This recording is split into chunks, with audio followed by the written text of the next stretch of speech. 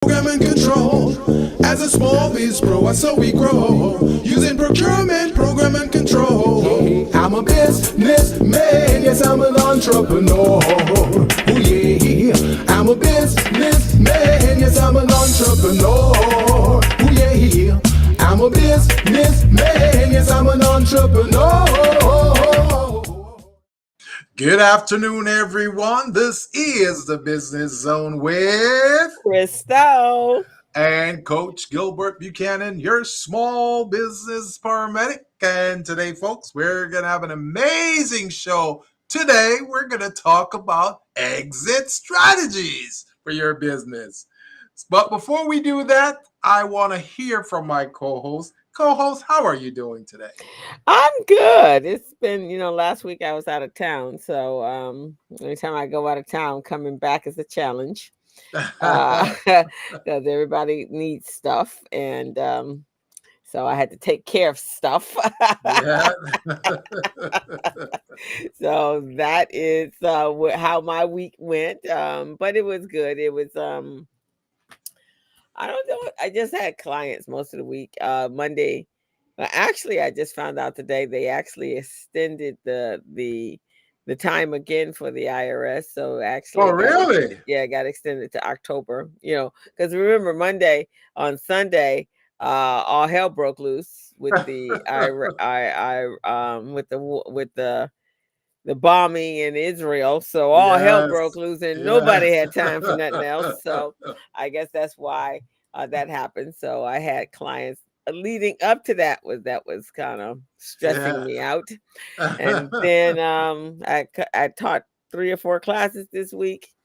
Um, I did have jet lag this go round. Normally I don't, Hmm. but for this, when I went to Florida or Orlando last week, we were in classes from 6 a.m. Eastern Standard Time to 5:30 Eastern Standard Time, which would then be 3 o'clock in the morning Mm. Pacific Standard Time. I hear that. So I've been a little tired this week because my body is trying to adapt, and it's been a full week, and the weekend is full. Got the kids this weekend and the tennis program this weekend, so my life. this, Yeah, I this is hear why that. exit, succession, and retirement is a good topic because Yeah. Yeah, yeah. I'm sure you've already started planning that exit strategy, right? It's yeah, I only a matter of time. only a matter of time, but I think I want my exit strategy. I think I'm a reshift just a bit. I think I Uh-huh. want to write books and go Hmm. on tours and speak. Ooh, That's what I want to do. that Uh, sounds good. no That more. sounds very fitting for your personality too. Yeah, it is, and no more coaching, no more one-on-ones. Just Just yes. touring the world and speaking and talking about wonderful things. Yeah, there you go. That's what I want to do. How about Yeah. you? What does yours look like? Because I'm not gonna retire. I mean, Well, my exit strategy could be occurring anytime within the next 5 years. okay, And what's that's going to be, I will remove myself from the coaching and the consulting of small businesses. However, I will have others running the Buchanan and Associates and okay, the Buchanan Group for me, okay, okay. so I can continuously get some residuals out of that. All righty, all right. Are you And gonna sell that, or are you gonna just well, at first I won't. I will encourage and entertain um, revenue share services, so okay, people can share some of the revenues, and I will receive some of the revenue myself, and then okay, we'll just transition after a while to where they purchase the whole business and run it okay, themselves. okay? All righty, So that's what I'm looking for. So okay, all right, and the folks who are gonna take over the business, they're not necessarily going to be family members. They'll probably be business associates, and just just provide, just want to have people in the industry in the same space who understand it to take it over and manage it maybe better than me, and help small continue to help small businesses. And of course, the small biz pro piece of that's going to work automatically, where it provide residual revenues Okay. for me. So yeah, that's my Well, exit strategy. okay. Well, with your small biz pro, that gives you so many more opportunities that you can you know, Oh yes. you Oh can go yes. with so many, and we'll talk about some of those. But small biz pro, Yes. literally, you can sell it to somebody and make big time money. Oh, for sure, for sure. And that's one of the things I'm looking at, because it's a tool that can really help any economic development agency with their small business population, help them to do assessments, help them with their back office where they can store and manage their documents from there, help them with contracts, help them with grants, so all of that they'll have access to when they use a small business pro platform. So it's a good thing. Yeah, it's a good thing. Yeah, I like the traveling piece. It's grown on me. So Maybe I'll start following in your footsteps. Start doing some traveling too. yeah, I'm kind of feeling the travel. And so I don't mind going in and speaking at an event, and then spending the rest of the time, which at that point is a business trip, spending the Yeah. rest of the time relaxing. Yes. Yes. Well, I used to travel too. I used to travel to Vegas every week, and Hmm. only that the difference between that travel and your travel is that travel was to facilitate workshops and all of that, so it was pretty tiring. But you're gonna just speak and do tours and all of that, so that's gonna be a little easier on your body, right? Right, exactly. Last week I was looking when I was at the conference going, I could do this. Get up, come in, set up for my day, for Yeah. whatever the day that's slated for me on the agenda, do my thing, and get paid, and then go enjoy. I hear you. I hear you. So that's what I'm thinking. I mean, it's gonna still be a couple years out, but Well, as at least your exit strategy is in place, and you can actually execute it and make it work for you. yeah, yeah, yeah, yeah. So I've worked toward this for some time. When I was in um, at the conference last week, we did an activity, and I think I was talking to you about it earlier Yeah. today. The activity was discovering who you are, your personality, and I think we've done this before. Your leadership style, Yeah. um, and so when we took the assessment, I hadn't gotten my assessment back, but when I did get the assessment back, I just got it this morning, and they give you a profile, and I'm going to share it with you so you can kind of see it. Like, they give you a profile, and the profile kind of demonstrates what is your personality, right? What does your personality resemble? Are you a dominant entity, or are Hmm. you a influencer, or are you support? Which one best fits who you are? And Yeah. so I hadn't gotten mine, but I could tell right off. I knew who I was, and I was like, okay, I know I'm a dominant and I'm an influencer. And so Yeah. sure enough, when I got the report back today, that's exactly what I am, a Hmm. dominant. But in it's talked about things, and this is so me, right? So Yeah. one of the reasons I left corporate America was because I can't do things that's mundane. It just Yeah. doesn't work with me doing routine stuff. I have to have new exciting things happening all the time, so that my week is a lot more engaging. Yeah, than yeah, just sitting doing the same thing, which is some of the problems I had when I worked in corporate America, because I'm an out of the box thinker. right. And so when I was reading that, it's like, wow, that is exactly who I am.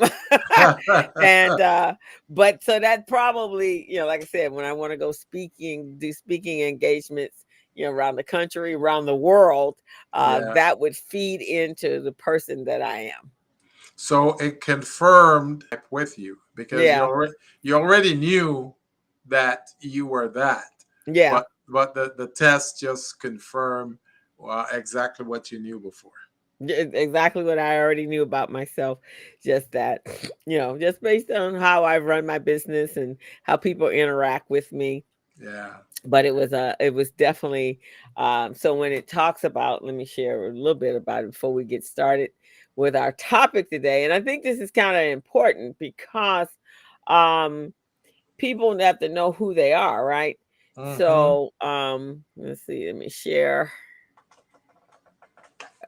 There you go. So it's this circle, and you've done something like this yourself. Yeah. You have a program or Yeah. presentation that you do. It's called knowing your personnel. Uh-huh, knowing KYP. your personality. Yeah, knowing your personnel. So, mine's, I'm a D and an I. And so Mhm. both of those is direct, So firm, D is dominance and I is dominance. influence. And it says you're direct, firm, strong-willed, forceful, results oriented. That's me. Hmm. And Hmm. then the other side of me is the influencer, outgoing, enthusiastic, optimistic, high-spirited, and lively. That's Very me. good. Very Yeah. good. So, and those fit to the point. So before I even got the report, I was like, okay, yeah, this fits when they read the description out who it was. And then it goes into more detail. It gives you a full assessment of your personality. And as I'm reading through, it's like, whoa, this is definitely me.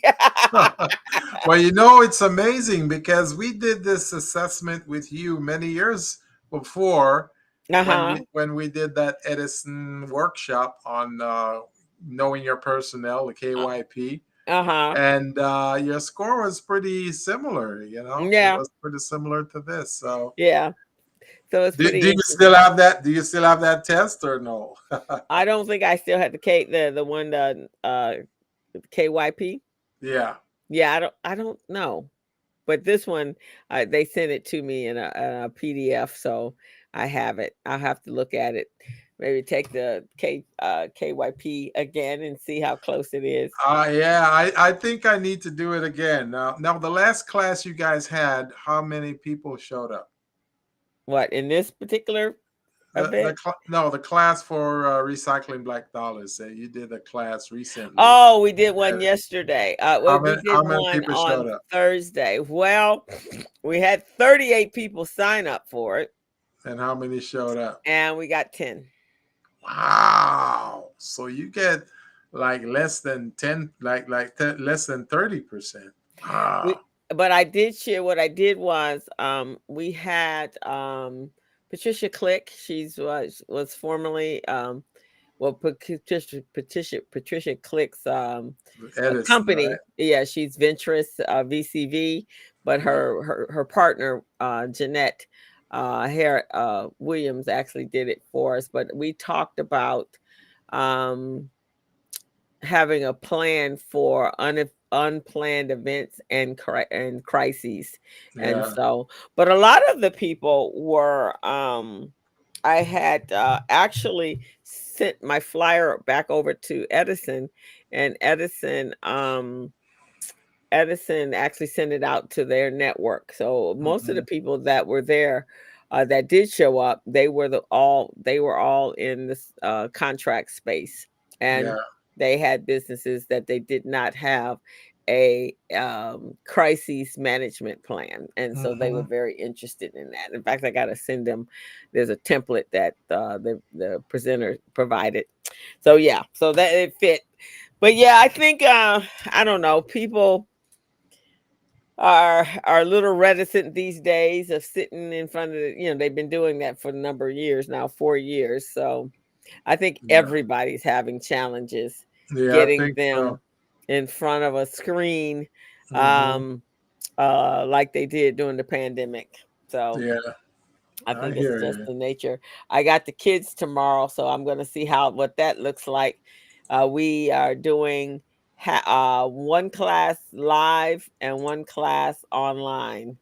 So Mm. I have to see out. All right, that's what I was thinking today. It's like, oh, I better come up with some fun activities to keep them engaged. Because you know, if you don't keep them engaged, they're gonna go off on their own Hmm. tangents. How about your class? Well, my class last night, I taught a class on contract readiness, and it was great. You know, we had about 17 folks in the class, and it was amazing, and it was very diverse too. You know, we got folks Okay. from different industry in there. So you got someone who does some tutoring, which is good. Okay. You got a lady from the city, formerly working with the city. She does licenses and permits. And Okay. then you got a couple folks who are in the food service business, one in the construction business, one in the distribution, and et cetera, et cetera. So we went over the basics of contract readiness, the documents that small businesses need to have. Mm-hmm. And it was just amazing. The interaction and everything was just so great. So I really liked it. I really liked it. Okay. Well, cool. Yeah. And I even recommended that a few people talk to you, Okay. because they Okay. needed some financial support too. I mean, bookkeeping account support. So, yeah. Yeah, I spoke to a client the other day, and woo, I was really actually very excited about her because she, as we were going through the numbers, she was getting more excited and more excited. And when she saw her profit and loss statement, she's like, "Oh my God, okay, I'm gonna keep this up. I really need to know." So I really like those type of clients that get Yeah, excited about yeah, yeah. their financials. You don't have too many of them that do that. I like clients that are hungry.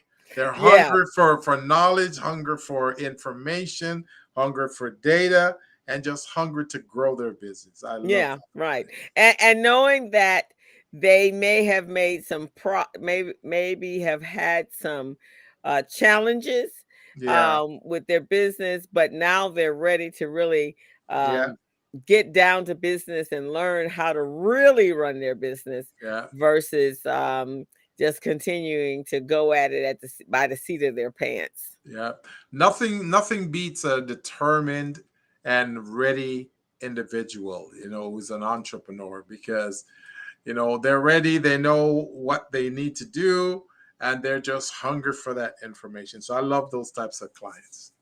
That's good. Yeah, because most people start their business as an afterthought. Yeah, Um, they have an idea, and then they'll jump into that idea without a lot of research. yeah. I don't know about you. How many of your clients you ask, do they have a business plan? Say yes. I would say maybe 5%, 5 to 10%, maybe. Okay. Yeah, Yeah. yeah. Not too Yeah. many. Not too many of them have a business plan. So I try to soften the blow. So I said, well, since you don't have a business plan, let's work on a business model for you, because Yeah. business model is a one-page document which covers 9 areas of your business. So that at least will give them some data, some information, and strategies to address about their business and where they Yeah. want to go. That's So what I do as well. Okay, let's yeah. let's start here.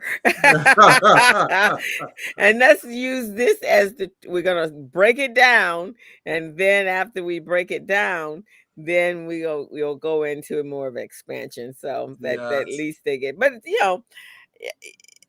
if the time and the energy and the money you put into to this whole process, you really truly have to spend time planning it because. Yeah, you have to, man. Because if you're Mm-hmm. putting a lot of money in a business venture, you want to grow that venture, you got to make sure that you plan, you have strategies, and even some tactics too that can help you. So, but you Mm-hmm. got to have something in place, because you can't just all willy nilly get into it and thinking that you're gonna what they say, they have this thing, a lot of women have this thing that they talk about now, that they're gonna manifest it. They're gonna manifest that the business grow. They're gonna manifest that they get some clients. I'm going, we're not into this manifestation thing. No manifestation. You better plan and strategize and network. and have strategy, man. Ain't no Yeah. there ain't no there ain't No no manifestation. manifest. You can manifest the fact that okay, you've always wanted to have your own bakery business. So you manifest the pieces or the people, the resources that you need. That's what you manifest. But then the rest of it is a plan. An executable plan. Executable plan, feasible money making plan. Yeah. See, some people think they can just manifest that an investor is going to invest in their business. Doesn't work that way, man. Oh yeah, no, I always when people say, "Oh yeah," I've coached on several people, and they'll say, "Oh yeah, um, I'm just gonna go out and find somebody to invest in the business," and who might that be?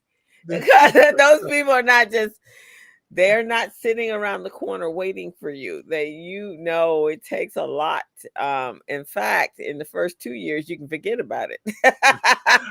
I think a lot of the points we're going to cover today in exit strategy and succession planning will really lend itself to some of what these folks need to think about in their business, include in their planning strategy when moving the business forward into the marketplace. I agree. I agree. But it does take, and we have to get to a place where we're not working in the business. We have Yeah, to work work on the on the business. business. And I think when people get to that place where they're working on their business, then they see a lot more uh, results from that. So Right. unfortunately, our small businesses, um, it takes a minute for them to really get to that. But before we jump into our next into our class today. So today is class in session, guys. Class in session, guys. So, but before we jump into that, let me pull up your product, That's right. Small Our, Biz Pro. our small businesses need to know about being ready and being in compliance. So, yes, that's what we're doing. Right. So let me get this ready to queue up. Share the screen. In the meantime, while you're doing that, folks, if you're just tuning in, this is the Business Zone with Crystal and Gilbert. We're on every Friday from 3 to 4:30. And catch us on YouTube Live, catch us on Facebook Live, and also you can catch us on LinkedIn Live. So if you're new to this channel, would like you to go to youtube.com and just go ahead and subscribe to us, to the Business Zone. First of all, you want to do the Business Zone with Crystal and Gilbert. That will pop up every Friday. It's automatic. It's gonna pop up. And if you want us to remind you or send you a notification, then you go to that subscribe button. I call it the follow us button. You click on that button, and we will start notifying you and sending you special information on our Business Zone. Now, we know there are some ninja watchers out there. That means you're watching and you're not tuning in, you're not contributing, you're not subscribing. That makes you a ninja watcher. So we don't want to have any more ninja watchers. I'm sure 70% of our viewers are ninja watchers. So we want to convert you guys into regular supporters, regular followers, so that we can help you and your small business grow, help you to get to the next level so you can become business ready, contract ready, loan ready, and if you're a nonprofit, then nonprofit ready. All righty. So hit that subscribe. You can take a picture of this lovely QR code and it will take you right to our channel. If not, then just go on over to our YouTube channel, hit that follow button and join us. Join the Business Zone family. You will learn a lot. There's a wealth of information over here between Gilbert and I. All righty. So you ready, Gilbert, to Oh, pop in yes. our your product over here, the Small Biz Pro, the best app for business management and procurement assistance. So That's here we right. go. A tool that organizes your company's paperwork and takes care of all your record keeping? Does your current record-keeping system send you 90-day alerts to remind you that your key documents are about to expire and need to be renewed? Can you find contracts and procurement opportunities in seconds from any of the 50 United States so you can grow your business? Is your business organized so that you can tell which key documents are needed to efficiently run the business? How about woman-owned, small business, or disadvantaged business enterprise certifications? Do you have a checklist of all the key documents you need to become certified? Does your current system allow you to conduct market research from multiple sources and provide you industry and market data in seconds? Well, Small Biz Pro does all of that and more. Small Biz Pro is the #1 business management, compliance, procurement assistance, and market research assistance tool on the market today. Download the app now and you will be amazed. It's like having 3 additional employees working for you, but you don't have to pay them. What are you waiting for? All righty. That's right, guys. So if you want your 3 employees, for free, you don't have to pay them. They'll help you with your back office, your paperwork, and running your business. Then reach out to us, smallbizpro.net. I will also put our link in the chat so you guys can connect with us. This is one of the best platforms out there on the market, guys, to help you run your business. You can find contracts in this platform. You can find grants. You get to run your business. You can do assessments to see if your business is ready or not for contracts. So this is a good one. If you want to go after loans or lines of credit, the system can also help you to get your paperwork in order, get your back office set up so you can look good in front of the loan officers. So keep that in mind, guys. Okay, so we are going to share a little bit of here, at least the first page anyway. So everyone needs to have a exit strategy, succession, and plan on retiring. As the topic says, or the title says, will you work forever? I know somebody asked me that recently. So when are you planning on retiring? Because it's when you work in a corporate America or you work for someone else, that's a regular topic. Yes. Especially after you've gotten past 50, the conversation usually, well, I'm going to retire in 10 years, 5 years, whatever to whatever. But when you ask an entrepreneur that question, that's a hard question to answer, right? Because generally, we're doing the things that we absolutely love to do. So we Yes. don't ever see it as retiring. It's like, retire? Wait a minute. This is what I like to do. Why would I stop doing something that I absolutely love? But there does have to come a time in your business life that you make some adjustments to what that looks like. And so that's what we're going to talk about today. It's amazing, co-host. It's amazing that men will work until they die. They'll work for 60, 70, 80 years until they die. When they work in the work world, working for the man, that's what happens. And women will work for probably about 20, 25 years, and that's it. Then they quit. But man, we work forever when we're working for somebody. And that's one of the things that I say, that you cannot get rich working for someone else. You can possibly get rich running your own business, being your own entrepreneur, getting contracts with the government or with other entities. But the other way, working for someone else, you cannot get rich. You're only helping them to get rich. Exactly. I was watching. I think it was NBC the other day, and there was a CEO on there. I don't remember his name, but that CEO was making $253 million a year. 253. Mm-hmm. So you can just imagine what that company is making every year. Because if the CEO is making $253 million, that's unbelievable. And Well, those are the company that some of us work for, and we die working for those companies. well, that they say that in many companies, the CEO makes 2,300% more than their employees do. Oh yeah.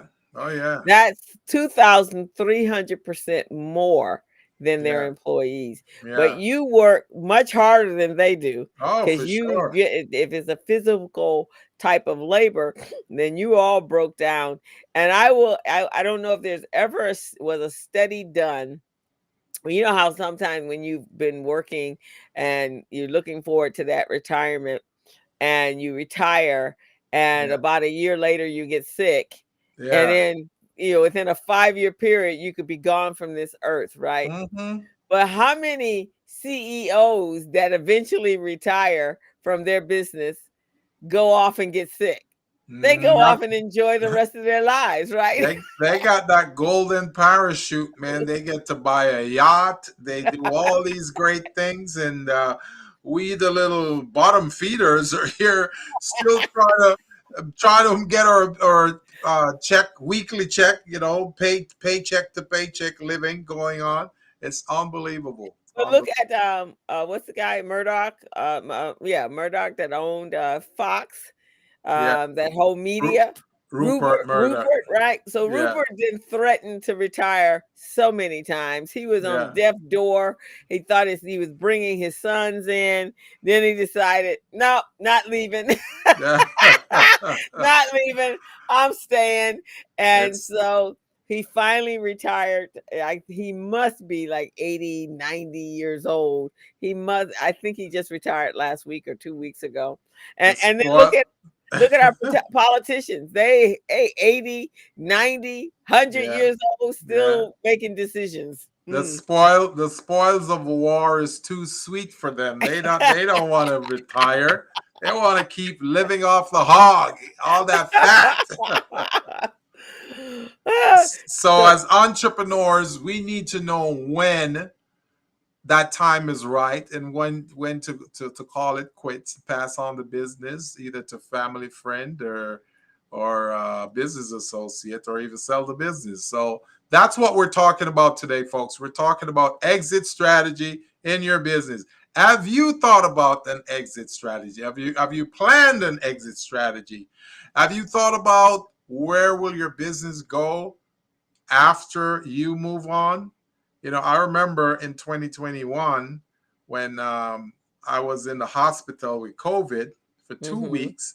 I was laying up in that bed, and all I could think about is, oh man, I'm here laying in this bed dying, and and my clients are out there. They need me. Why am I in here? I should be out there helping them. Is that what you thought? That's exactly what I was thinking. And that's how a lot of entrepreneurs do. They think about that stuff, and they think they're going to go on forever with no plan as to what's the next episode, what's the next step. So we're going to cover that today, co-host. Right. So we want you guys to have a plan. And that plan, we're going to talk about the number of options and opportunities, what that may look like, but still we do have to look at what does I like to call it the fourth quarter look like. What are you going to be doing in the fourth quarter? I hear that. I hear that. That's what we're going to call it. I love Right. that, co-host. Yeah, The the fourth fourth quarter. quarter. Some people don't really retire, as Daryl Brown, who used to work with, who retired from From Union U.S. Bank. U.S. U.S. Bank. Bank. He calls it he's rewired.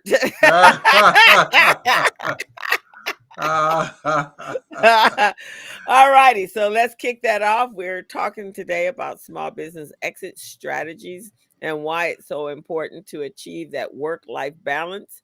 Because, we've worked, most of us will have worked about 40, 50 years by the time it is time for you to retire. So you want to spend that last quarter of your life enjoying your family, your traveling, just doing the things that you like to do, not worried about every day running a business. So Gilbert, you want to talk to them. What is an exit strategy and why Oh, should you yes. have one?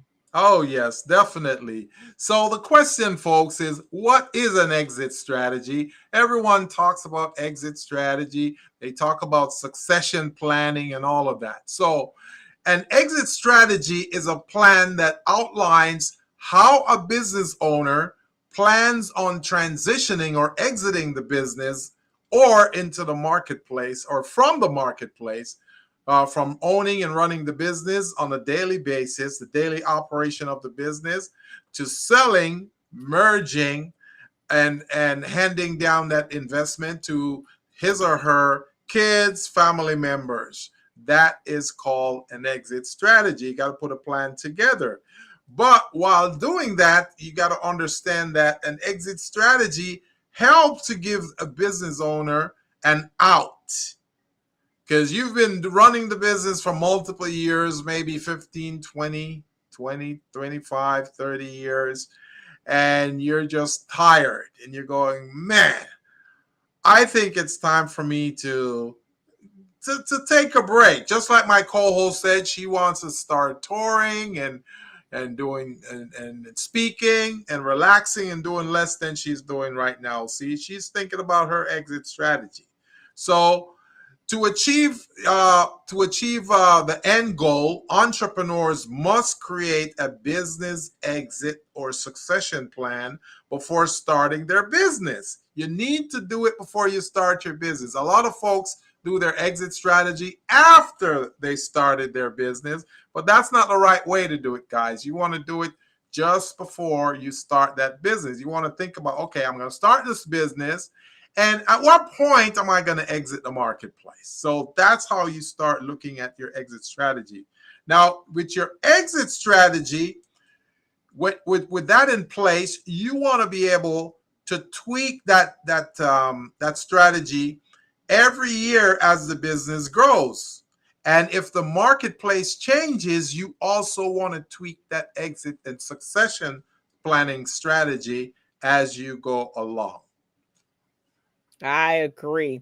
And some of the reasons why a person would be thinking when they decide to exit their business, the three things that should be the forefront of your mind is the time. What does that look like for you, right? You don't want to just go home and sit in the Barker Lounge in front of the television and just vegetate there, because you really won't last long if that's what you're doing. But a lot of times we're concerned about money. Yes. Right? What does that look like if I don't have consistent earnings coming in every on consistently weekly, monthly, Mm-hmm. whatever that is? And Mm-hmm. then we look at the exposures of risk, which is important. If you haven't got all those ducks in a row, it's like when somebody leaves a job and you go to look in their desk and there's all these things in this Pandora's box that just opens up. You're like, oh snap! So make sure you got your ducks in a row. Make sure no one gets to see Pandora's box, guys. Right. So make sure you didn't cleaned up everything and make sure. But again, that's why we talk about being business ready, right? Yeah, Because then yeah, being business ready also means that if something happens to you, if you walk away from the business or can't even come back to the business, everything is going to run status quo yes. because it is you business ready, right? So all your Mm-hmm. I's are dotted, all your T's are crossed. And Yeah, then finally, number 4 is legacy. right. Legacy is very important. If you've been in you've started this business from scratch, and now it's time to leave. You want to make sure that it's run based upon what your mission and vision was, and you also want to make sure it's running efficiently. You know, there's a couple stories. The lady that sold Airborne, she was a teacher. She Oh created yes, I Airborne. remember that. Remember, she created Airborne and Yeah. she sold it. Uh-huh. And but she number of years later she came back and bought it back because Uh-huh. they were moving away from her reasoning why she had Yes. created it, from the mission and the purpose of why she created it. So she bought her business back and is Yeah. still running it today because that was important to her. The legacy Yeah. of what she started was important to her. And also Yes. those that want to leave their businesses to their children. There's an Yes. excellent movie that I saw on Sunday called The Burial with Jamie Foxx Uh-huh. and Tommy Lee Jones. Yes. Davidson. Jones. Yeah. Uh, and it was an old guy who had created this company called it was actually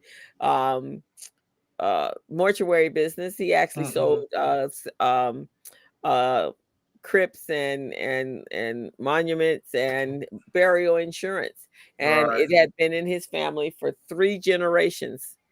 He Mm. did not want to he wanted it to run exactly the way his great grandfather, and he wanted it to be intact, and somebody was coming after him and they wanted to destroy his business, so he filed a lawsuit in order to maintain the legacy of his business. So legacy is important to Very, many very, people. very important. Very important. So Yes. those are the things that should be in your head when you're looking at running your business, selling or exiting from your business.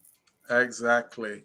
Now, it is a way to get the exit strategy and succession planning is also another way for you to get your money and your asset back out of the business. Because when you start that business, most of the times you're not going to get any loans from banks. You're not going to get any loans from family or friends. So you got to come up with your own money to put into this business. You got sweat equity that you put in there. You spend time round the clock working on this business, getting things done. So you got money and assets invested in this business. So you want to get that money back, and one of the ways to get it back Oh, is having your exit strategy or your succession planning. Now, a lot of entrepreneurs, they live for the excitement of launching business. I know when I launched my business back in 2006, I was so excited about it because I was working for the man at the time. And the man was treating me like a redheaded stepchild. So I said, I'm not loving this anymore. I need to launch my own business. And when I did it, it felt so good. So I launched my business, and the one thing that they often forget is the decision of um, doing that exit strategy. So you don't want to forget the exit strategy at all. You can start a business, you can grow a business, and make it into $1 billion worth business, but if you don't have the planning in it, it's like you're operating, but you don't know where you're going, where when it's going to stop. It's like getting on a train, and that train is taking you to some place, and you're going, okay, well, when do I get off this train? I mean, am I going to just ride this train forever? Have it come back here to this point? So, so you want to have an intention, like my co-hosts like to say, you got to be intentional about this thing. So you got to know exactly where you're going, where you're headed with this business. So that's really what this is all about. Now, entrepreneur must make sure that he or she has the exit strategy or succession plan in order to get this money back from this business, because otherwise that money and time that you spent is just going to it's going to dissipate and you're going to lose it. Now, this is exactly why the business should be doing right and doing it good for you in order to get into this phenomenon of the strategy.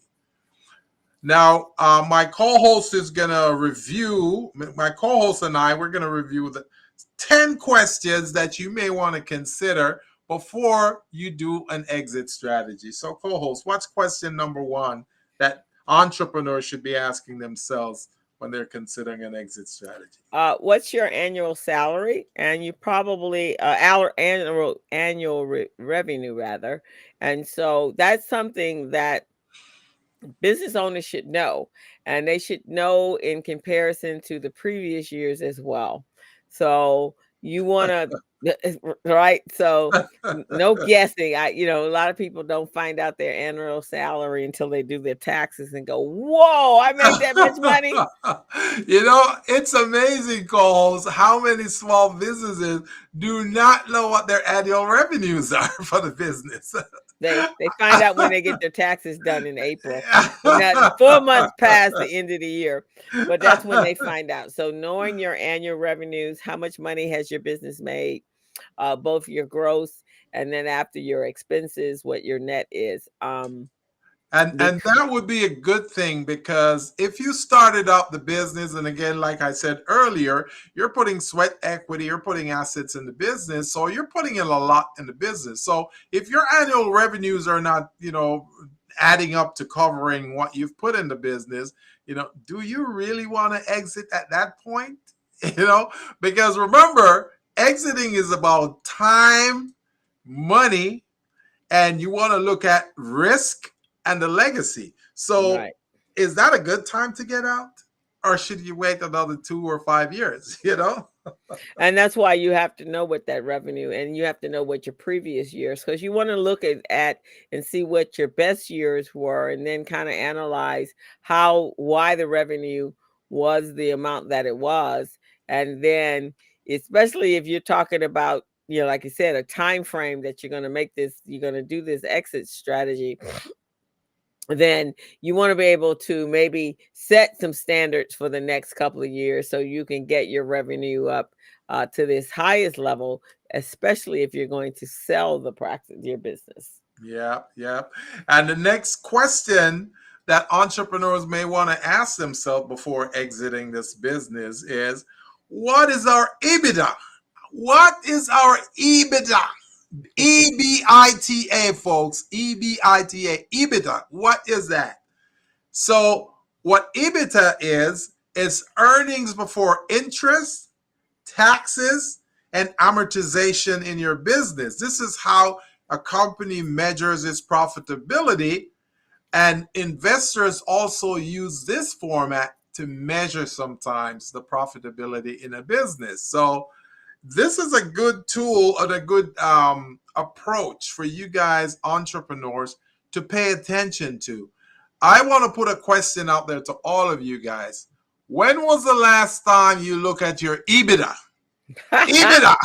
When was the last time, guys? So if you have never seen your EBITDA, don't know what the EBITDA is, I want you to start looking it up. First of all, look it up and see what it means. EBITDA. It's an acronym, and it means earnings before interest and taxes and then amortization. Okay? So that's what I want to throw out there for you. That's question number 2, guys. Ask yourself that and question. They asking that their accountant knows that. Their tax preparer knows that. They don't know that now. Yeah. Their CPA knows that question.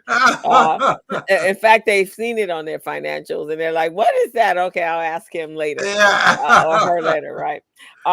What is our profit? So this is that part that's really interesting, right? So after your annual revenue and that which is your gross, what is your gross profit? Now we get to the actual profit, and this is what is left over after you've deducted out your cost of goods and or your operating expense. So this is what's left over to hopefully be reinvested. Some of it goes to you and some of it gets reinvested back into the business to keep the business moving forward. That's your profit. I had a client one time told me, "Whoo, I just escaped from paying taxes this year." I went, "Huh?" Lord. And she goes, "Yeah, I just came right up underneath the whatever her barometer was, the threshold." And I went the threshold, and I went, "So is that how we doing business now? We're doing just enough so we don't have to pay taxes." So just enough profit that you don't have to pay taxes. That is Won't work crazy. if you're leaving your business. That is crazy, man. And see, another reason why you look at profits when you're trying to sell your before you exit the business Right. is when you pass down that business to someone else, they want to make sure they're making a profit. So whether you pass it down through generation or you have to sell the business or someone acquires a business, they want to know the business is profitable. So that's another reason why you want to make sure that there's a huge profitability in that business. Now, Right, exactly. now, number four, you want to ask yourself also, how many employees do we have?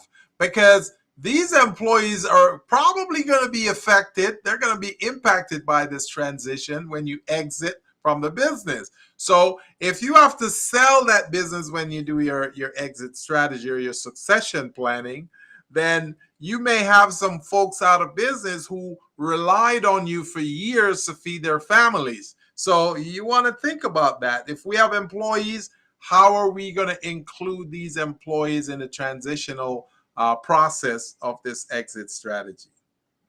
Right, exactly. So very, very important, and making sure that if you treat your employees a certain way, when it comes time to transitioning from that business, if that's something that's been always important to you as your employees, is making sure you choose someone that's going to take care of your employees in the same manner you take care of your employees. That's so important.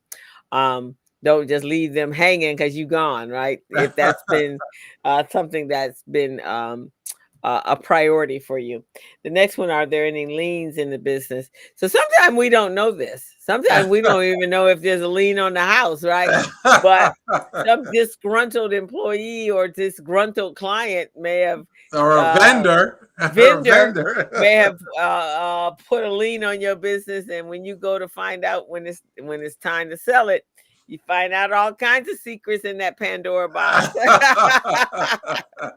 So you want to make sure that you periodically run checks and see exactly what's going on. This is what we call working on the business, right? Not That's working right. so into it that you don't know what's happening on Yeah. the outside, right? So make sure you do a periodic check, a wellness check, Yeah. and making sure that there's no liens that have been mysteriously placed on your business.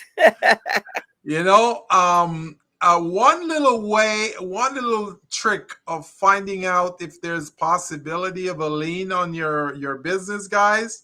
If you're getting finance companies calling you a lot and say, hey, we got a line of credit here for you for your business. We know you might need some working capital right now. We got up to 200,000 for you, and you're getting like 3, 4, 5 of those per day, then something is going on. Sum they up. they have looked somewhere and they've seen that there is a lien or you're in some kind of financial trouble, and they're trying to lend you money so they can attach themselves to your business as well, so that they can get something out of it. So keep that in mind, guys. Now, you also want to look at how much debt do you have in the business? How much debt? That's another thing to consider, another question to consider prior to exiting the business, prior to passing it down to whether it's employees or to your family or to sell the business. You want to know how much debt, because if after you've sold the business or you pass it down and the debt subtracted from that business doesn't really leave you much to work with, then you might not be ready for exiting the business yet. You may want to take care of that first. So Exactly. number 6 is something that you definitely want to look at, guys. Keep your hands on the pulse of the debt in your business. Next one is what can the exiting owners do to increase the value of their business in the interim prior to selling? So, in some cases, we are our business, right? Yeah. And so if we actually left that business, what would happen to the value proposition? What would happen to the value of that business, especially if it's Hmm. personality driven? Um, So you do need to make sure that the value is going to still be there when you exit, when you are no longer a part of that, right? So businesses that generate product generally have the product that is there and Yeah. doesn't really require the founder to still be there. But sometimes nonprofits don't quite go well when the founder is gone, right? Right. Because that was the passion. They had the specific mission and purpose for being there. So you want to make sure that your business is not so tied to who you are, so that when you leave, the business will not suffer. Right, definitely. Always keep your mind on the value of the business, guys. And Hmm. if there's ways to you to increase it, you do that. Now, number 8, do you have an attorney? Having an attorney in your business is very crucial. You need to have one, guys. You will need to have an attorney for multiple reasons. But when it comes to exit strategy, you need to have one because you want to run it by the attorney first before you decide to exit the business.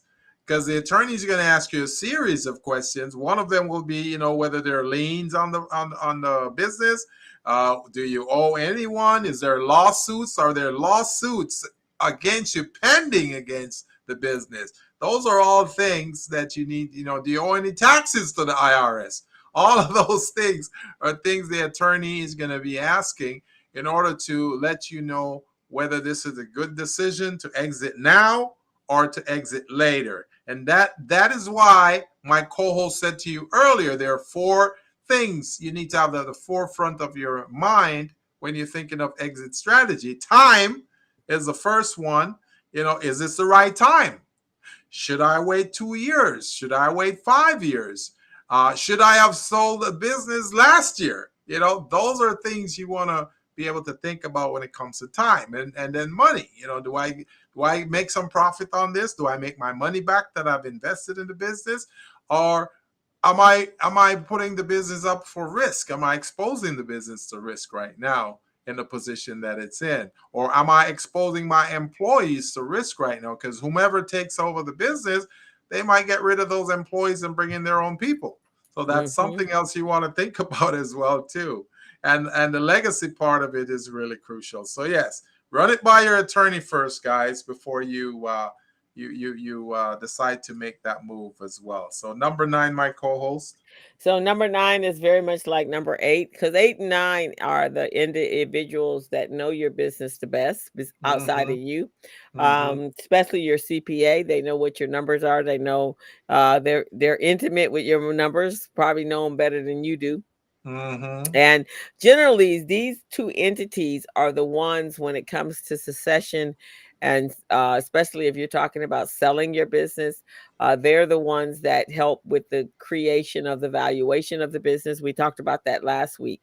Yeah. And so they're the ones that are going to help you facilitate this. And it's wise. The wise man would definitely have them on board early on, even in the when you're just contemplating selling your business. At that point in time, you need to sit down with them so that they can talk about all aspects of what that looks like, from the legalities to the tax basis to everything that's going to come into play when you actually sell that business. So both of those are very valuable, and they should be part of your team anyway from the very beginning. But they definitely are valuable leading up to and during and after the sale of your business. Beautiful, beautiful. Hmm. So, with that being said, guys, let's take a look at number 10. Question number 10 that you should be asking yourself: is the company's website updated and in line with your purpose? And also, is it in line with local ordinance and guidance that you should have on your website? Like, for example, there's an ADA requirement right now that most websites, well, all websites should have. So it should be made ADA compliant, or what I learned, co-host, is that the state will charge you a penalty if you don't have that. I was talking to Chacha, or a Mm-hmm. marketing person, Mm-hmm. and she said, "Oh, you guys got to have your website ADA compliant, because if it's not, then the state can fine you. You can be, Ah, yeah, so you that's can be, actually yeah, you can be fined." And I think she said $250 or something to that effect.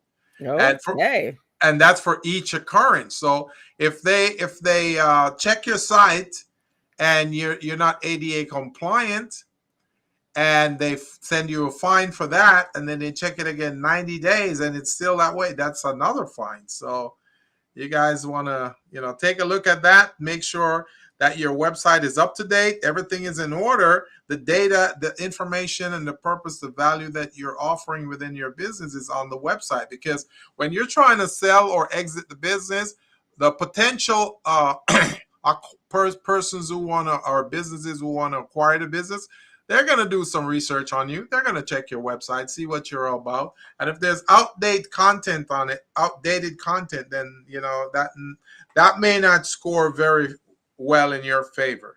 So you may want to look at that. Fernando says, wow. You Little get things. little nuggets every day, huh, Fernando? Yeah.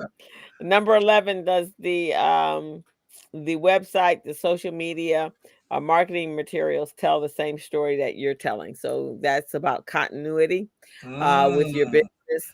Um, and a lot of people really rely today more on their social media than they do on their websites. And so making sure everything is in alignment and that there's continuity between all of them. Make sure that the brand is consistent, um, and that it tells who you are, why you are, because somebody coming in to buy your business is going to make an assumption that you have um, active clients and the ability for future clients, and so they want to make sure that they're not buying, what they're buying has value, and your brand is part of your value proposition. exactly.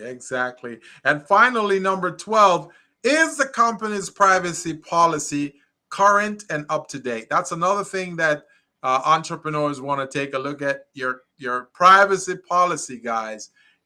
How do you maintain the private data on your website for your client? If you have a database for your client, how safe is that data? Can anyone access the data? Are there firewalls? Are they system that protect the client's data? All of those things you want to have. And on the website, you should have a narrative about your privacy policy. How you protect your client's data, and how one should go about ensuring that it's corrected. So those are the 12 questions, guys, that you want to consider prior to exiting, or developing your succession plan to sell the business or pass it down to your other folks, other generation. And that's the kind of thing we're looking at. So, co-host, you want to look at the different exit strategies? You want to look at that? Yeah. So in fact, I have. I can put that on the screen. Um, the the reasons why and how Yeah. the opportunities that present themselves to you, right? Yeah, the different types of exit strategies. Yes. So there are 8 exit strategies actually, Mm-hmm. um, that you have at your fingertips if you're choosing to um, exit your business or succession, creating that succession. This also applies not just to for-profit businesses. Um, um, Nonprofits need to definitely have a succession plan. I Oh find yeah. that a Oh lot of yeah. nonprofits do not have a succession plan, Right. and it's disastrous because who's going to run that nonprofit, especially if it's been serving the community in a very specific position. Right. And so very, very important. So let's talk about the 8 strategies, right? And Mm-hmm. why all of this, the 12 steps before this, the 4 points of mindset is so important because it really depends on what are you planning on doing. So I'll take the first one, Gilbert. Sell to a third party Yes. or sell to a partner. Mm-hmm. Um, we're looking at merging possibly two businesses into one, and Mm-hmm. the merger could potentially increase the business value, which would make us look more attractive to an investor or Mm-hmm. other acquisition conglomerates. So banks do a lot of merging. Yes. So the latest big merger was with Union Bank and And U.S. US Bank. Bank.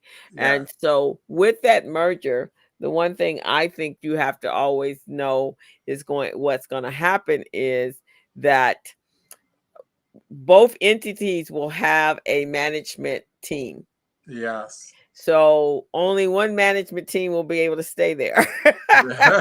So know that you have to determine who is the dominant, I guess, in this process, right? Who's the Yes. dominant, who's actually um so I guess the best case um story a scenario would be when United and Continental Airlines merged together. Mm-hmm. So what happened was they maintained the United's team, but Continental, what it brought to the table was Continental had just bought all new planes, Mm-hmm. whereas United's planes were all kind of old. Right. And so that was what made the value um um uh made it more valuable, is that Right. they had newer planes. And also, of my understanding, Continental had a large reserve. They had just they had just signed over there or created their contract for their gasoline, Right. and generally they buy those 10 years in advance. And so their uh price per tank was at whatever that time frame they bought it, Mm-hmm. versus the United, when it was time for theirs, their time frame was up, was Mm-hmm. closely coming to a close, and so Right. they were going to be buying at this new market place. So that really helped them save money when it came to the fuel. Yes. And the amazing thing about that example that you just spoke about, co-host, is that type of merger is called a product extension. That's when both businesses come together, and the products go very well together. So Hmm. you may have five products, I have five products. Your five products do a specific purpose. Mine is for a specific purpose. You bring them together. Now you got 10 products that you can extend to the customers and enhance the marketplace for the customers. So that's why, like the US Bank and Union Bank coming together, that's exactly what happened right there. Now their combined net worth is much larger. They can compete as a larger bank on the marketplace, and hopefully they can provide more lines of credit and more loans to small businesses. So that's one of that mergering exit strategy model that works. Now, Exactly. the second one is the acquisition approach. This is the acquisition model and exit strategy. So when you're planning your exit strategy, if you said, well, I think the strategy I'm going to use in the next 5 or 10 years will be the acquisition model. This is when one company buys another business, right? Which is, what my co-host just talked about a little bit. But I want to break it down a little bit for you. There are two types of acquisitions. You got the friendly and you got the hostile acquisition, right? Mm. If you have a friendly acquisition, then you may agree to be acquired by the larger, more successful business. But however, the hostile acquisition means that you do not agree with the acquisition that's being put in front of you right now, which is considered hostile. That's a Mm-hmm. hostile takeover. That's why they decide to take over your business. Don't want to give you the value for your business. And this could be that you're faltering in the marketplace. You're not doing that well, but you really need some money, to either pay your workers or pay off some debt or some bills to that effect. So you get acquired by the bigger, more powerful company. That's what they call the big dog. Big bank taking over small bank. Mm-hmm. That's what that is right there. And even though you're resisting, there's not much you can do because you don't have the leverage to resist. So that's why the hostile takeover occur. So in this approach, acquiring a business will the acquiring business will purchase stakes in your business to complete the acquisition process. So, co-host, you want to talk about the next All exit right. strategy? Yeah, usually it's not a lot of love going on in that acquisition process, man. Yeah, angry, everybody angry. The Everybody employees angry. everybody angry, right? Because you know, to be in that acquisition place means that at some point your business has become weak, Yep. and you're kind of just like they're sitting there waiting to suck you up. Yeah, you're just like Depending, a sitting duck, man. you're Sitting like a duck. city, and there are teams of people out there that scour the business world to find out who they should be out there looking for to acquire. Oh yeah. And you know what they do, co-host? Hmm. They in the marketplace, the first thing they do to test you, it's like a shark, like a bull shark. When a bull shark attacks you in the water, like a 3 feet of water or more, Hmm. the first thing they do, that's why they call a bull shark. They come and they headbutt you first, right? And Yeah. when they headbutt you, they're testing, okay, is this prey gonna move, or are they gonna run so I can chase them and eat them? Or Right. how are they gonna react? So that's why these hostile acquisitions are.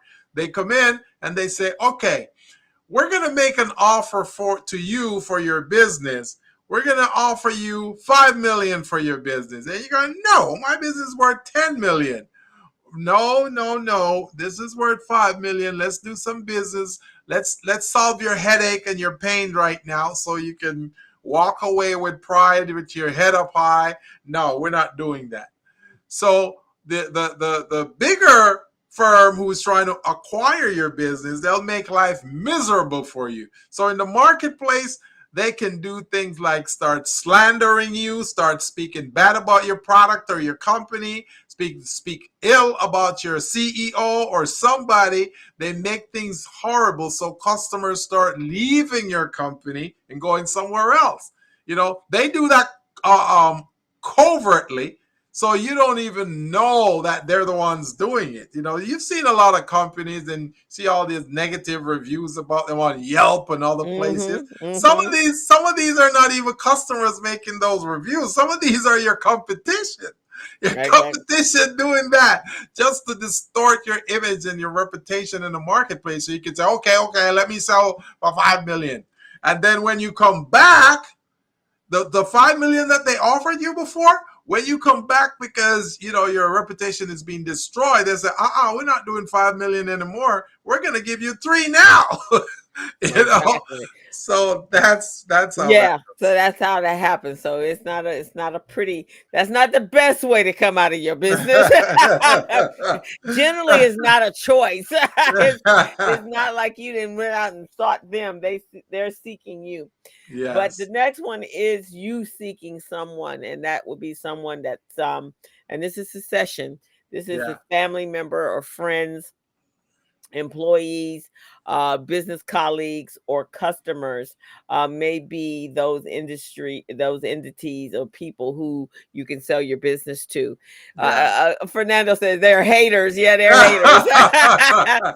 um, so this one though, you need to prepare. If you are looking to turn your business over to your family, your children, then obviously they should have been working in the business with you so they could really understand the gist of the business, right? Yeah. Preparing them to take over. This is probably the best Yeah. solution, Yeah. because now your legacy, this is part of that Yeah. legacy piece. Now your Right. legacy will live on through your family, and Yeah. then you would hope that family member or colleague or friend would then be making sure that your children or other members in your family can continue on that legacy to keep the Hmm. business in the family, especially if it was there um been there for many generations. So we have a number of legacy businesses in Los Angeles. Greg Yeah. Doolin Yeah.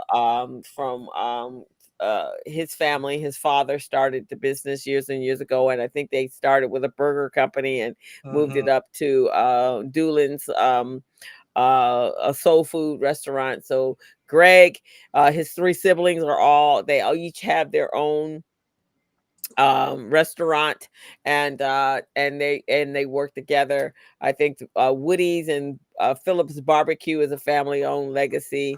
Yeah. Mel's Fish is a legacy. um what's the one with Ryan? It's over on Is is that the that is the is that the oh, the Creole one? Is it a Yeah, Creole? so I can't even think of it right at this moment. But it was just down 10%, but their legacy, the Sentinel is a legacy. These are Yeah. all the businesses in Los Angeles that have been around. 27th Street Bakery, Yeah. Jeanette, And um, the lady from the dry cleaners, oh, Bowers, Vivian Vivian. Bowers. In Yeah. fact, Yeah. I'm glad you mentioned that because Yeah. Vivian Bowers' dad turned 95 years old today, Oh, wow. and so he's Happy still around. birthday and Happy birthday, congratulations. Papa Bowers. But Papa Bowers.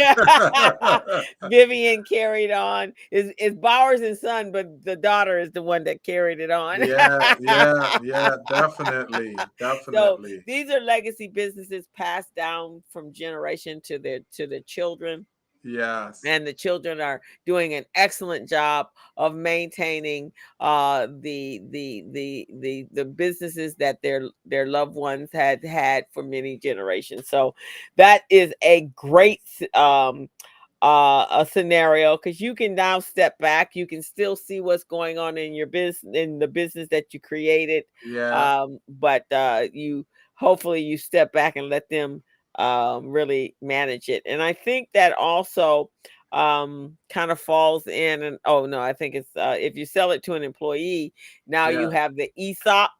Yeah. um and so an ESOP is actually an employee stock option plan, which Hmm. means that you have some stake in the business that you're working in, right? You Yeah. know, at some point that you are going to be taking over. So my girlfriend right now works for an ESOP. She is working for a company that Fernando said, "Happy birthday, sir." She's working for a company that makes the fabricated parts for airplanes. Oh, great. Um, so the founder actually retired last. He retired, and so now they've paid him out. So now their company is completely 100% employee owned. That is great. That Uh is huh. great. So And see, those types of businesses, those types of exit strategies that are employed by certain entrepreneurs is a good one, because the original owner get to still keep his eyes open and see what's going on in the business, right? They're using their same business model, that type of thing. The focus is the same. The mission is usually the same. The vision. mhm. I like that. You're right. And now the employees feel like they're working for themselves, right? Yeah. So Yeah. their productivity is really more positive because they're not they all have a vested interest um in the business. I think when you sell your stock, it's tax-free sale. Yeah. There's liquidation and that diversity for the seller, and you Yeah. receive an after tax bit of proceeds greater from a sale to an outside buyer. And Yeah. these are the advantages, and you repay the debt with tax deductible of tax-free dollars. So a lot of reasons to have and set up an Yeah. ESOP for Yeah. your business. Armstrong's Armstrong's nursery, where I buy Right. my gardening supplies. They Right. also are an ESOP. So Right. that's an Right. ESOP. Yeah, those are great, man. Those are great. Those are what you call, because you have the exit strategy or succession planning. That is a true succession plan right there, because Mm-hmm. it's passed down to these folks in the business who are employees, and they continue to grow the business. So that's a succession plan right there in front of you. Yeah, right there in front of you. All right, you got the next one? Yeah, so the number 6, we're looking at selling to competitors or investors. Those are third party folks. So sometimes when you are at a point that, we kind of mentioned that earlier about some of the big dogs in the marketplace, they'll either try to make things difficult for you, so you have to sell at a low price, or they may try their best, but they can't take you out. So they bark at you and you bark back. You say, "Hey, I'm a big dog too." I'm a big dog too. You can't take me out. So then they have to come to an agreeable amount to sell the business for. And who did that? Somebody. Oh, a client of mine. I was telling you about this, which I'm so proud of right now. Mm-hmm. He started out in 2005 with his business, and I've been helping him with his business. He started out with $2,500 in his pocket. He grew the business over the years to he was making over $20 million, right? And Mm-hmm. he got an offer from a competitor at 28 million to sell the business for 28 million. And this is a guy, man. He doesn't. He's not college educated. He has a little trouble with the law in the past and all of that. Mm. Only has high school education. So, you figure someone like him would probably make, if he was to work for the man, he would be making like 80,000 a year or something like that maximum, right? Mm-hmm. But this guy grew his business. Of course, he surrounded himself with, high profile consultant like myself and others, and he grew the business to a $20 million business. He's on my website too. He's one of the testimonials on there. And they finally offered him 28 million for the business, which he settled on and said, all right, we'll sell it for 28 million. But not only am I selling this for 28 million, but I also want to be retained in the business. And you're going to pay me a salary of Ah. of 300,000 a year for 3 years to show you guys the ropes and transition you guys properly, so you understand how this business works and how our employees are going to be taken care of. So that was an amazing strategy, man, in his exit strategy, which applied to number 6, selling to the competition or an investor. So Right, that was exactly. really good. And a That lot of was a times real. you come out pretty good. I mean, that's Oh that's yeah. another one of those thumbs up, because it's just Yes. like with the family.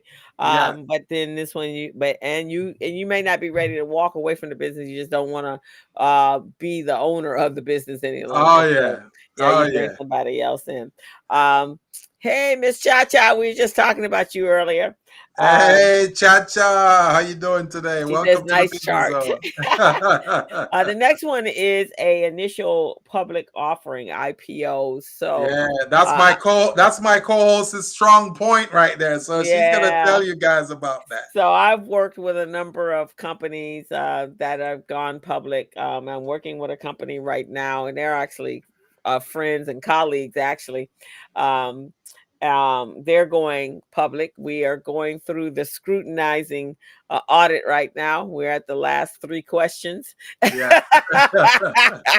And we've already filed the S1 with the intentions of going public. So really excited. So the S1, the going public is what most of the tech companies do, right? Because Right. that is a great way for you to bring in, you sell stock in exchange for dollars, right? So Right. you can continue to grow your business. And of course, you have to maintain it. So back in the .com era, they used to give big time money Yeah. to IPOs. Another company that just recently went public is Instacart.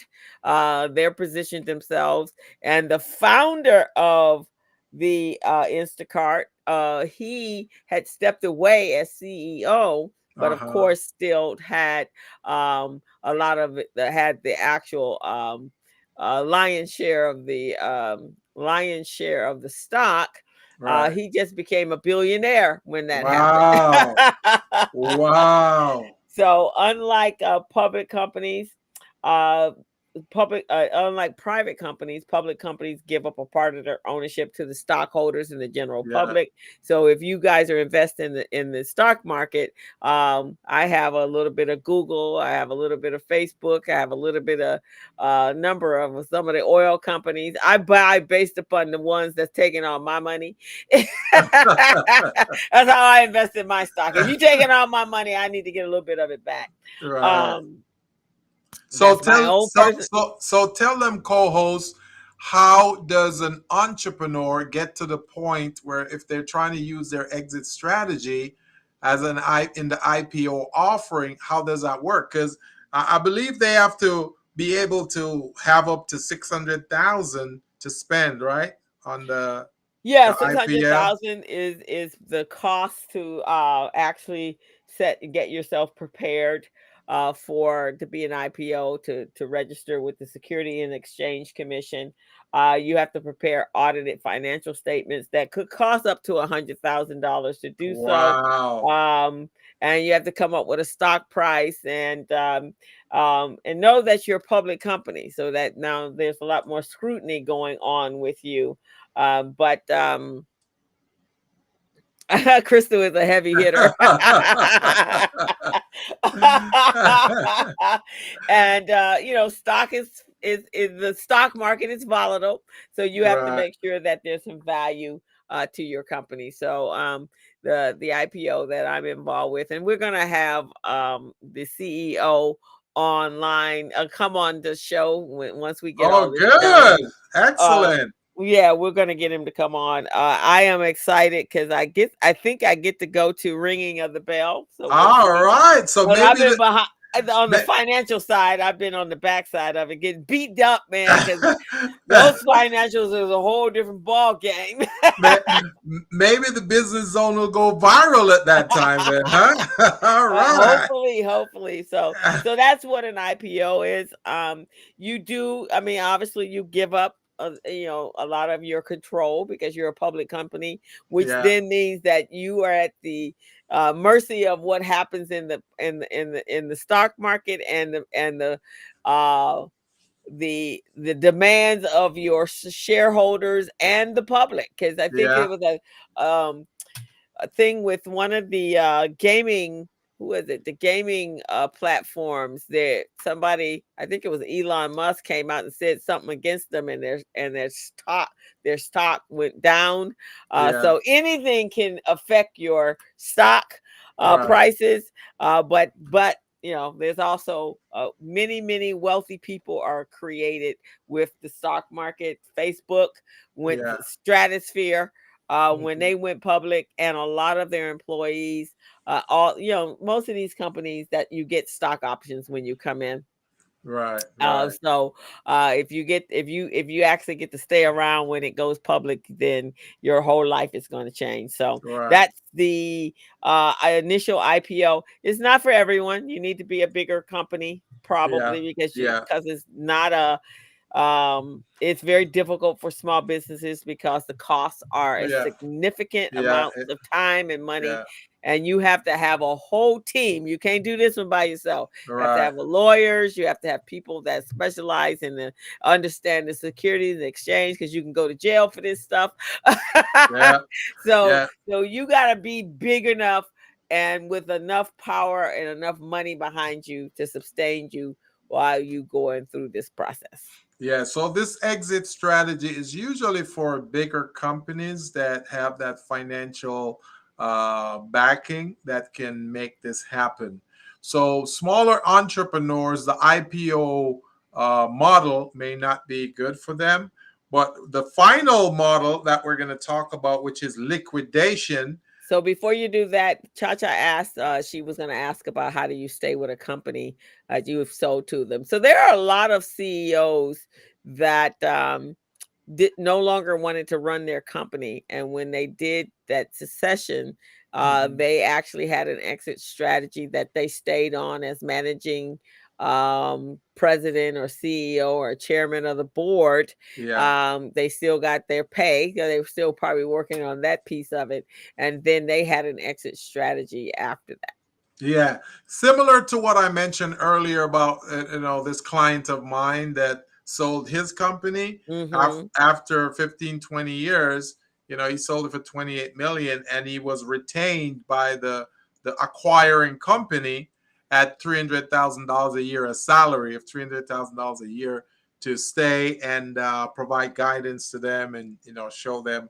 And they also were able to retain his employees. So something like that, Cha-Cha, you have to negotiate it in the deal where as the CEO, you said, hey, I'm willing to sell, but I want to stay with the company for, 24 months, the next 2 years, where I can help to provide guidance so you can transition better. Because if we have, let's say we have 2,000-3,000 customers or, 10,000 customers or whatever, it might be difficult for the new company to know that much about the inner workings of these customers. Maybe you establish certain program with those customers and you don't want those customers to lose out on those programs. So you say, let me stay within the company for 2 years and, you pay me a salary and I'll help you to transition smoothly so you don't lose customers, you maintain your value, the company maintain its reputation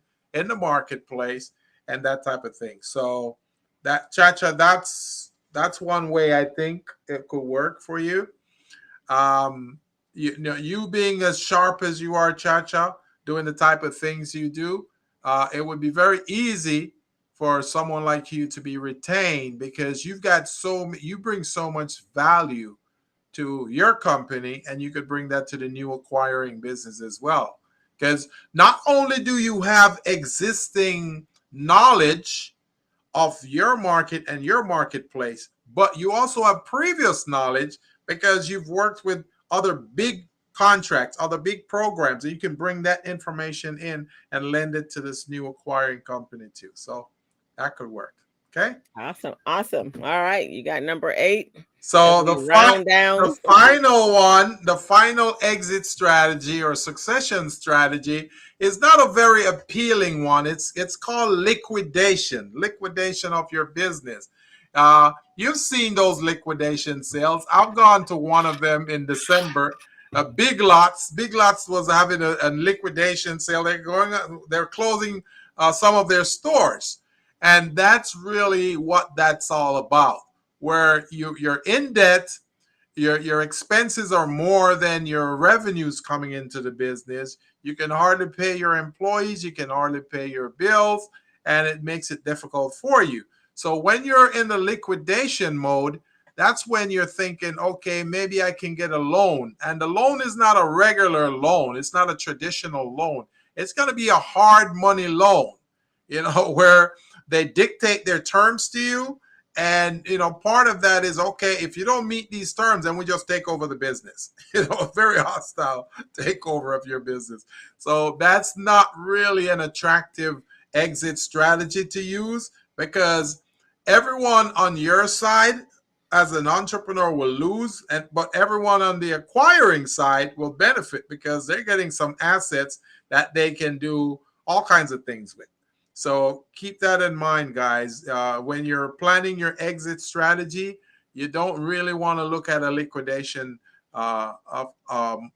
strategy as what part of your business model there to transition to the next step. Because when you retire, it's going to stick in your head for the rest of your life. And you're going to think, I let down all my employees because I had to liquidate the business. People got laid off and all of that, especially if they've been with you for 10, 15 years. You're going to be hurting.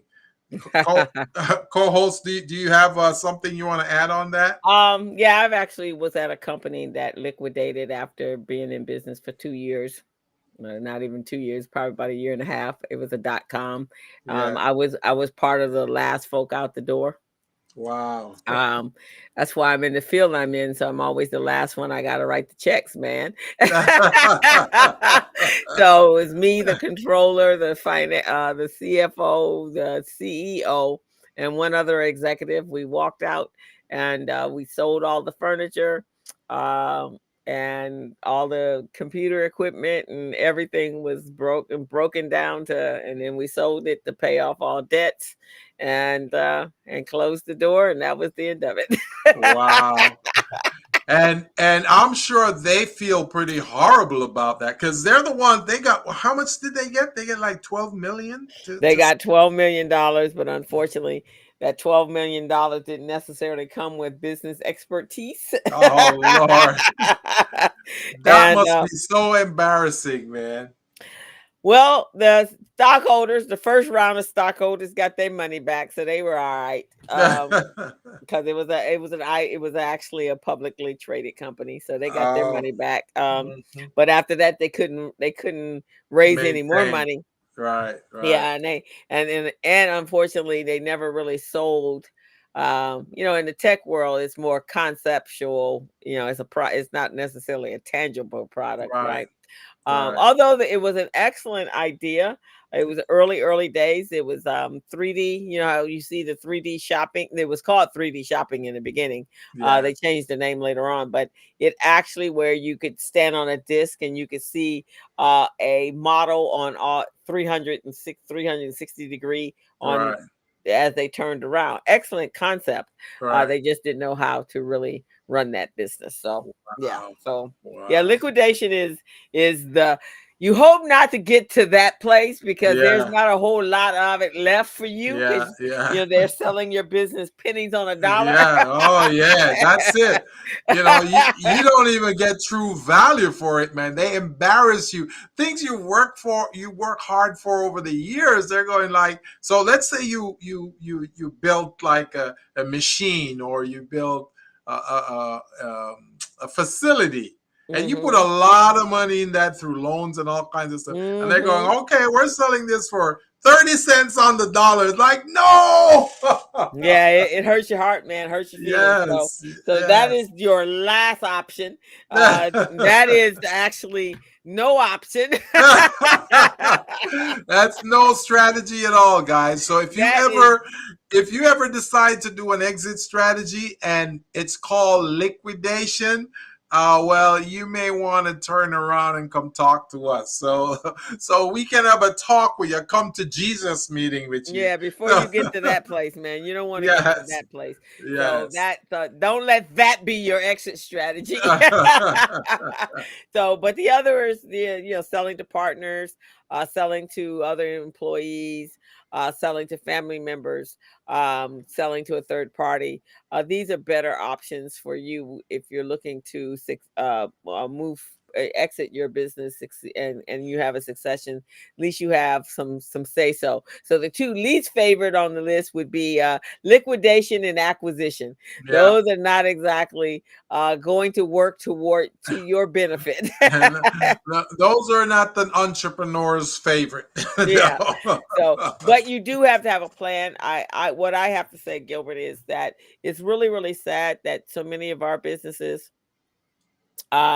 they don't think about the exit strategy. And so consequently, all that time and energy and monies that they put into invested into this business, it loses something in that translation, right? We work too hard to start our businesses, unless that's your goal. Like I said, and your second act is different.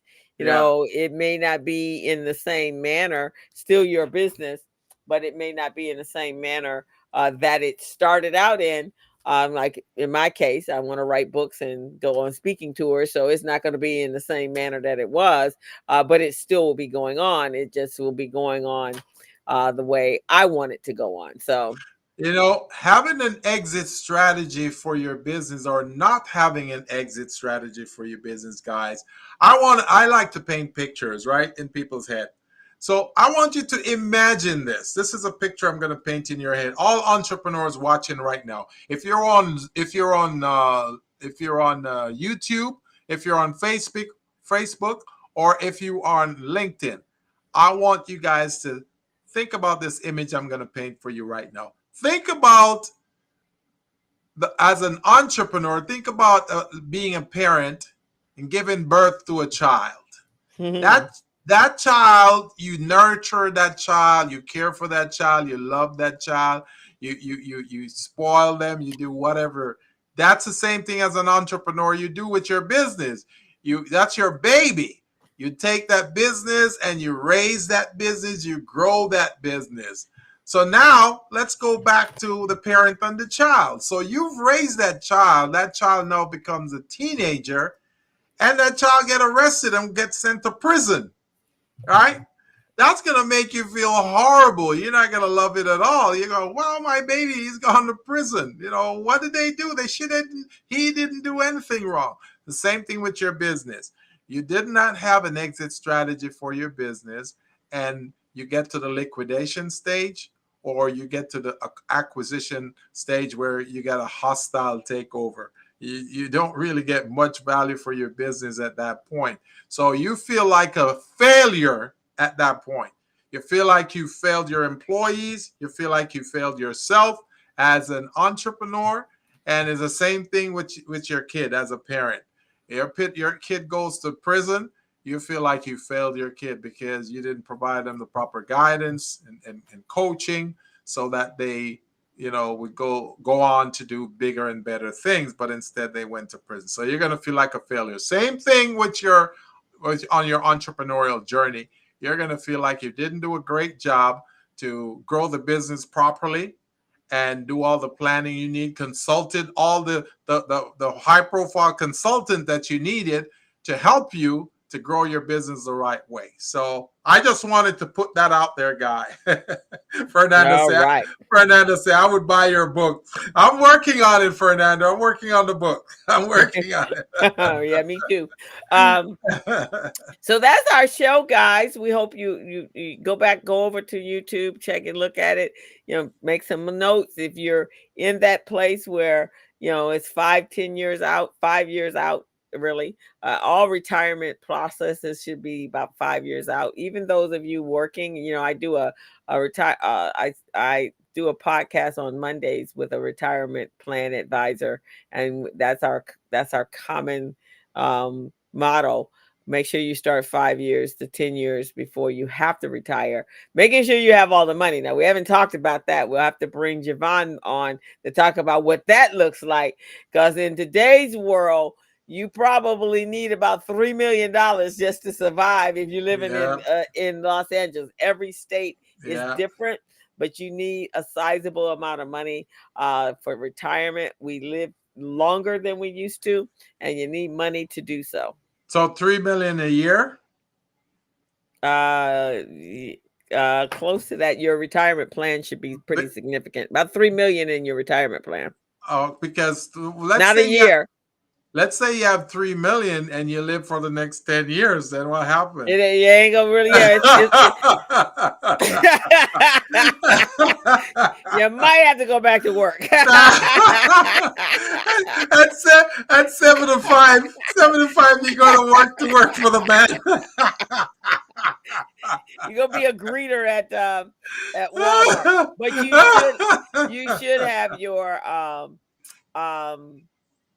you should have a retirement or a Roth IRA or something, or investment plans. If you had your 401k from your previous job, you need to look into it to make sure it's out there and you're managing it. But there's a rule. The rule suggests that for every $1,000 of monthly income you wish for retirement, you need to save $240,000. If you're aiming for every 1,000. For every 1,000. If you're aiming for a monthly income of $3,000 a month, that means you should aim for a savings goal of $720,000 for your retirement. Man, that sounds too complicated. Guys, just invest in my Small Biz Pro platform. You guys will make a lot more than that, okay? You will make a lot more than that in my Small Biz Pro platform to help small businesses manage their paperwork, get contracts, and get grants, okay? So that's what you need. And you might, so basically, Gilbert, they're saying you need 70 to 80% of pre-retirement income. That's what everyone should shoot for. If you're looking at retiring, it depends on the age. You might also have to look at relocating because some states require far less than others to live in. You definitely would probably look at paying off your house or selling your house and downsizing. You might Oh, also Lord. might want to look at purchasing your car so you don't have any unnecessary monthly payments that's going to eat into that. If that's $3,000, then you want to make sure, and you want to make sure you have your insurance, your health insurance, because people become ill after retirement. So y'all can check in on Mondays at 1:00 on our LinkedIn so that you know what you need in order to retire. Because it is not for the weak to go get 65 and decide you're going to retire and you haven't paid much attention to it prior to that. I hear that. All right, let's. All right, folks.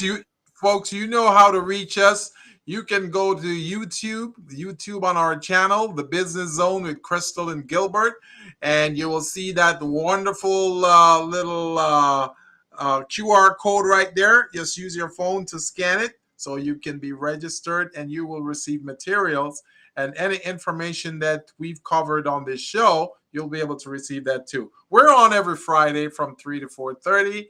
If the show is great, we may extend it to 5 o'clock. We also take guests. So if you're a small business and you've been in operation, you want to get your name, your product, your services out there to the general populace, not only here in California, but in the United States and the world, because we're broadcast live every Friday throughout the whole world. And we're talking about South Africa. We're talking about Nigeria. We're talking about Ghana, Venezuela, Canada, all over the place, even in Egypt. We're in Egypt, guys. So you can reach us all over the globe, man. So if you want to be a guest on our show, please go ahead and send us an email. We're Crystal and Gilbert at what is that email, Crystal? It's contact us at The Business Zone with Crystal and Gilbert.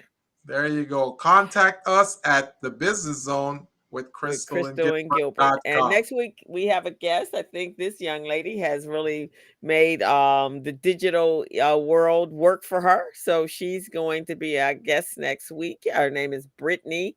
Let me see. What's her last name, Gilbert? Brittany. I don't remember. Carter. I don't remember. Let me see what her last name is, so we'll know. Her name is Brittany Deek. Brittany Deek, yes. Yeah, Brittany Deek. So come on. You're gonna learn about how she was able to monetize her fashion site and blog. She's going to talk about ways to monetizing online. She's going to talk about the creator economy and tips for social media. So come on back next week, guys. So yes, a lot of us need that. A lot of us do need that. So so we hope to see you guys next week. And so ready to go. Take us out, Gilbert. All righty, guys. We'll see you next week. So long. Bye-bye. As a small biz pro, so we roll, using procurement, program, and control. As a small biz pro, so we grow, using procurement, program, and control. I'm a businessman, yes, I'm an entrepreneur.